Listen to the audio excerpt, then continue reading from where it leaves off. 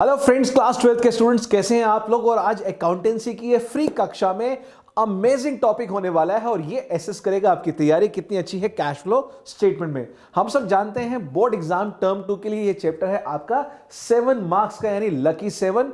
2 marks का आने वाला है क्वेश्चन नंबर 10 और 5 मार्क्स का आने वाला है क्वेश्चन नंबर 12। 10 और 12 ये दोनों क्वेश्चन आपके लिए बहुत बहुत इंपॉर्टेंट रहेंगे और यहां इस चैनल में मैं दोनों के दोनों क्वेश्चन को क्रैक कराने वाला हूं। यहां पर जो 2 मार्क का क्वेश्चन आएगा वो रहेगा आपका कॉन्सेप्चुअल क्लैरिटी बेस। यहां पर मैं आपका एक असेसमेंट लूंगा बहुत ही मजेदार ढंग से और ये 20 आइटम्स हैं। आप अपने आप को स्कोर करेंगे और देखेंगे 20 में से कितने मार्क्स आपके आए हैं और ऑनेस्टी के साथ नीचे कमेंट बॉक्स में आप लिखेंगे, चाहे कम आए या फुल आए, दोनों सिचुएशन में आपने मुझसे शेयर करना है। फाइन, चलिए सबसे पहले मैं आपकी तैयारी देखता हूं, थ्योरी पढ़ते हैं और फिर मैं लूंगा असेसमेंट। सबसे पहले बताइए what is operating activity. Operating activities are the main principal revenue generating या revenue producing activities and which are not investing in financing, यानी जो इन्वेस्टिंग फाइनेंसिंग नहीं होती वो होती है ऑपरेटिंग, यानी आपकी main source of revenue generating activity. Example के तौर पे अगर मैं आपसे बोलूं मैं गारमेंट मैन्युफैक्चरिंग बिजनेस हूं तो मेरे लिए मेन सोर्स जो ऑपरेटिंग कैश फ्लो यानी इनफ्लो आउटफ्लो रहेगा वो रहेगा सेल ऑफ गारमेंट्स या परचेज ऑफ रॉ मटेरियल।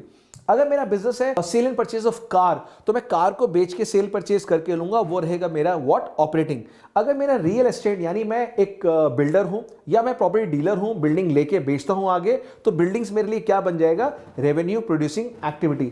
तो यहां पर ये सारी एक्टिविटी क्या होती है, ऑपरेटिंग। तो sale of goods operating inflow, purchase of goods for cash operating outflow, even the services के थ्रू जो पैसा आता है वो भी हमारा ऑपरेटिंग का ही इनफ्लो आउटफ्लो होता है। ये हो गया ऑपरेटिंग एक्टिविटी।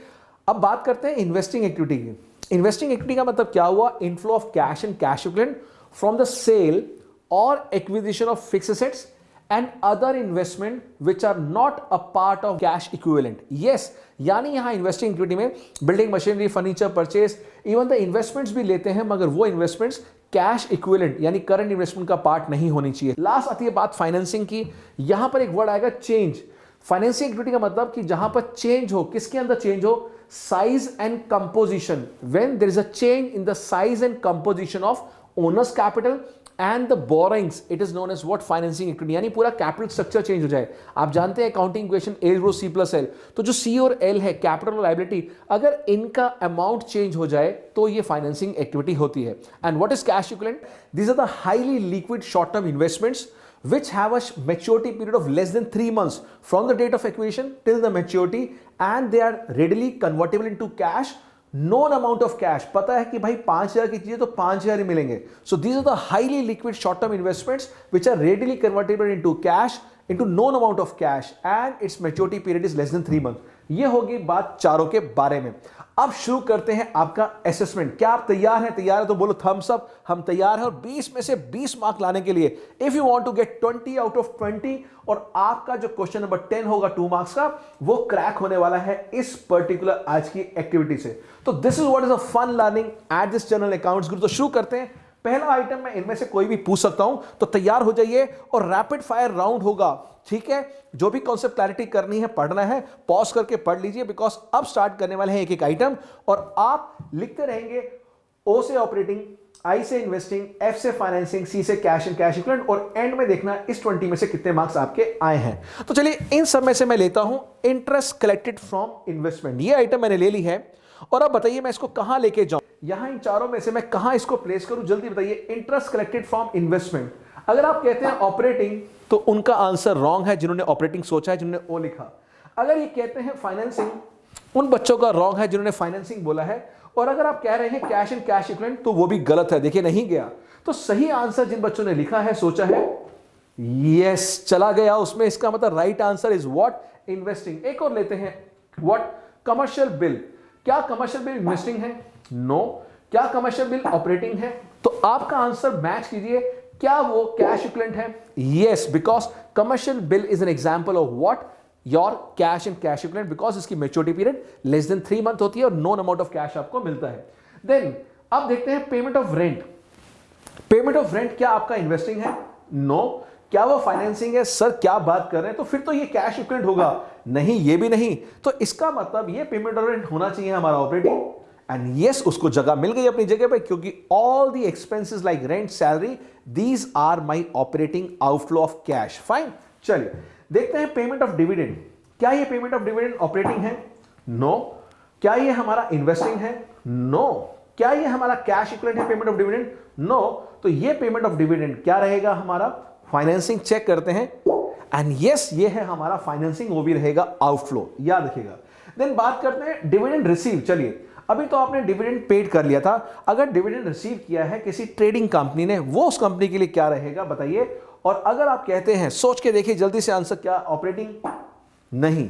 बच्चे कहते हैं सर ऑपरेटिंग में माइनस होता है डिविडेंड रिसीव, वो मेरे बच्चे गलती का प्रायश्चित होता है, गलती से आपने उसको ऑपरेटिंग प्रॉफिट में ऐड कर रखा है, बिजनेस के प्रॉफिट में ऐड कर रखा है, ये नॉन ऑपरेटिंग इनकम होती है, इसलिए ऑपरेटिंग में माइनस करते हैं।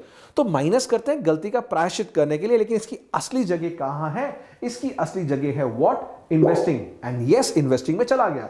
चलिए short term deposit in bank, क्या ये हमारा ऑपरेटिंग है डिपॉजिट? नहीं। क्या ये हमारा इन्वेस्टिंग है? इन्वेस्टिंग में भी नहीं है। क्या ये फाइनेंसिंग है? No. So what is the right answer for short term deposit in bank? Yes, जितने बच्चों ने कहा है कैश एंड कैश इक्विवेलेंट, अपने आप को एक नंबर दे सकते हैं। चलते हैं next, security premium reserve. Security premium reserve, क्या आपको लग रहा है कि रिजर्व आ रहा है तो क्या ये बिजनेस से रिलेटेड है? आंसर है नो।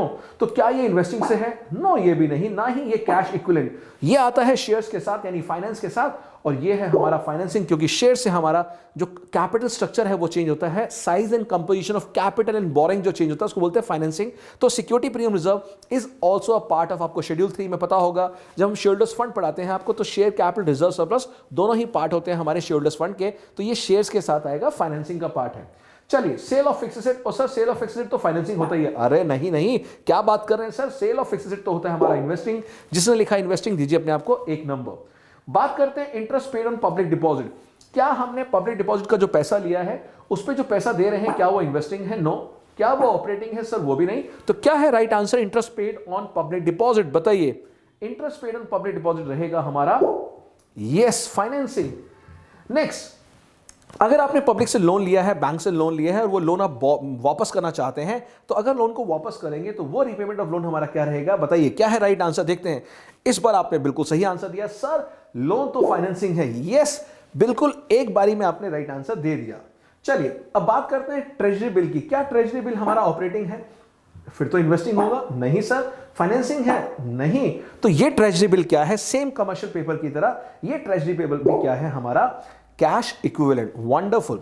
देखते हैं next item, interest paid on debentures. जैसा हमने इंटरेस्ट पेड ऑन लोन हो या इंटरेस्ट पेड ऑन डिबेंचर्स हो, और ये नॉर्मल कंपनी है यानी एक ट्रेडिंग बिजनेस है, फाइनेंशियल बिजनेस को नहीं ले रहे, अभी नॉर्मल कंपनी मान के चल रहे हैं कि नॉर्मल कंपनी के लिए इंटरेस्ट ऑन डिबेंचर्स क्या रहेगा? यस बिल्कुल सही कहा आपने, और एक मार्क दे सकते हैं आप अपने आप को। परचेज ऑफ गुडविल, क्या गुडविल कभी परचेज हो सकती है? यस, बिकॉज AS 26 कहता है when you pay extra amount to acquire certain assets that is known as goodwill. और जिस तरह से बिल्डिंग फर्नीचर मशीनरी परचेज करते हैं वो भी इन्वेस्टिंग होता है, उसी तरह से परचेज ऑफ गुडविल भी इन्वेस्टिंग रहेगा।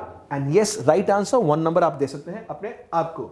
बैंक बैलेंस, सर ये बैंक बैलेंस क्या है? ये तो बिजनेस का ऑपरेटिंग होना चाहिए। अरे नहीं। क्या फिर ये इन्वेस्टिंग है? कहीं आपने इन्वेस्ट कर रखा है? बिल्कुल नहीं। क्या ये फाइनेंसिंग है? बिल्कुल भी नहीं। तो एक ही जगह है व्हाट?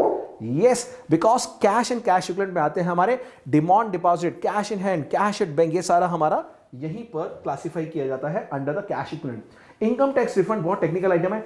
अगर इनकम टैक्स पे करते हैं तो वो ऑपरेटिंग रहेगा, और अगर हमने ज्यादा दे दिया और गवर्नमेंट से वापस आ गया वो भी हमारा ऑपरेटिंग रहेगा। तो ये नोट कर लीजिए, अगर गलत है तो नंबर 1 काट लीजिए, नहीं तो आप 1 नंबर दे सकते हैं। चलिए देखते हैं हमारा receipt of interest by manufacturing company.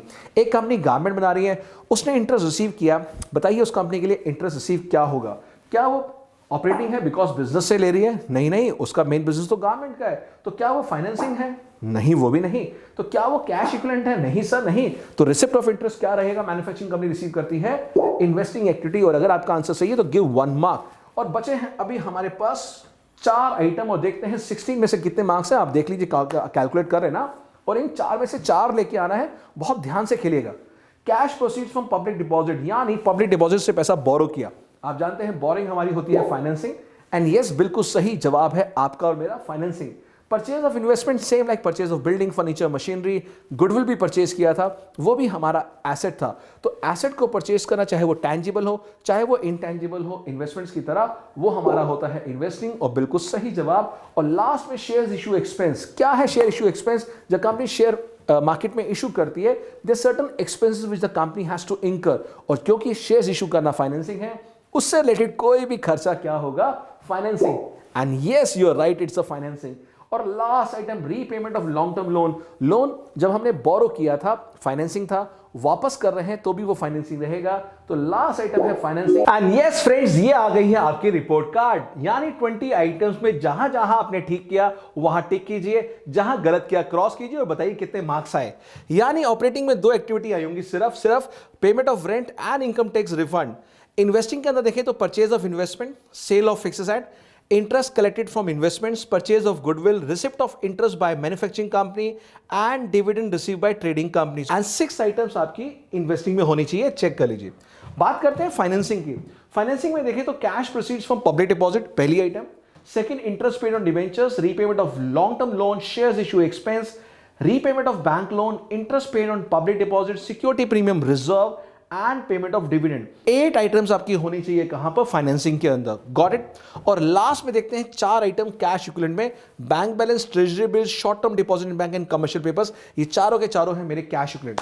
तो प्यारे बच्चों, जल्दी से बताइए इन 20 आइटम में से कौन कौन सी आइटम आपकी सही थी, कौन सी गलत थी और कितने मार्क्स आए। देखिए, 2 वे कम्युनिकेशन होना चाहिए। यानी अगर चीज अच्छी लगे और पार्टिसिपेट किया है इस असेसमेंट में और चाहते हैं ऐसा और अमेजिंग वे लेके आऊं जहां पर मजा आए, फन आए, बिकॉज अगर पढ़ते हैं पढ़ाते हुए फन नहीं है, मजा नहीं है, तो सबसे बोरिंग मेथड है। और I love what emotions accounts guru love smile. तो स्माइल आनी चाहिए आपके चेहरे पे। मार्क्स बताइए और उसको इंप्रूव करेंगे नेक्स्ट पार्ट में। और हाँ, अगला पार्ट बहुत अमेजिंग आ रहा है, बहुत बहुत अमेजिंग, बहुत क्रूशियल, जो आपके 5 मार्क के क्वेश्चन को भी सॉल्व कराएगा, क्रैक कराएगा। और दूसरा, जो बहुत मार्केट में कंफ्यूजन फैलती है कि फाइनेंसिंग कंपनी के लिए ये आइटम क्या है, नॉन फाइनेंसिंग के लिए आइटम क्या है, वो कंफ्यूजन दूर होने वाली है अगली वीडियो में।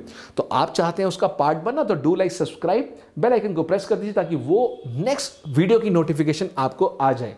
प्लेलिस्ट के अंदर बहुत सारी मोटिवेशनल वीडियो, बहुत सारे कॉमर्स सब्जेक्ट्स की वीडियोस हैं जिसको आप देख के एकेडमिकली भी अपने आप के कॉन्सेप्ट को स्ट्रॉन्ग कर सकते हैं। तो ये चैनल आप लोगों के लिए बना है जहां पर कि हम चाहते हैं आप मैक्सिमम पोटेंशियल में, जो आपके पास पोटेंशियल है, उतना परफॉर्म करें और ड्रीम सक्सेस को अचीव करें। तो अगर ये एफर्ट अच्छे लगते हैं तो डू लाइक, सब्सक्राइब। और चलिए मिलते हैं एक और यूजफुल वीडियो के साथ। नेक्स्ट वीडियो मत मिस करना, बहुत इंपॉर्टेंट आ रहा है। चलिए bye bye, take care, God bless you all. Yo yes, wonderful.